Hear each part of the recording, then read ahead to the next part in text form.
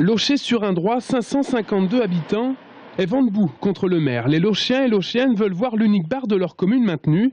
Depuis juin, la boulangerie est fermée et depuis 1 an et demi, le bar-restaurant est en sursis. Alors les habitants se mobilisent, comme André, l'un des instigateurs de la pétition. Pour faire au moins un minimum pour empêcher la fermeture totale du village et que ça devienne un village fantôme. Le bourg est en train de se mourir, les gens veulent partir, les jeunes ne veulent pas venir. Pourquoi? C'est normal, parce qu'il n'y a rien. Il n'y a même pas un lieu de rencontre. Joël Hamelin a repris le Café des Sports en 2007, mais depuis 1 an et demi, il cherche à vendre son affaire.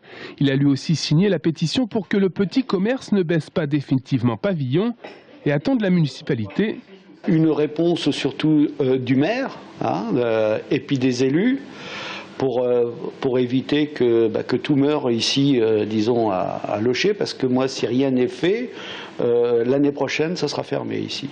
Face à ces inquiétudes, la mairie souhaite racheter le Café des Sports pour y créer un point multiservice avec des pots de pain, café, petite restauration et presse. Mais le projet a un coût, 165 000 € estimés pour le rachat et plusieurs dizaines de milliers d'euros pour réaménager le futur établissement. La municipalité est aujourd'hui consciente de la nécessité de faire vivre le lieu au cœur même du village. C'est très important parce que ça permet d'avoir une vie autour d'un commerce.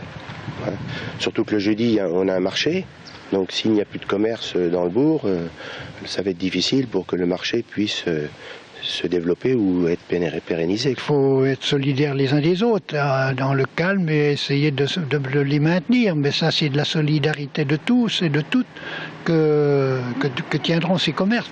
Parce qu'installer un commerce, c'est une chose, mais qu'il en vive, c'est une autre. En 30 ans, Locher-sur-Indrois a perdu 50% de ses habitants. Et même si quelques Anglais et Hollandais y ont installé leur résidence secondaire, le bar et la quincaillerie-épicerie de la place du village survivent aujourd'hui. Le point poste s'est maintenu car géré par la commune.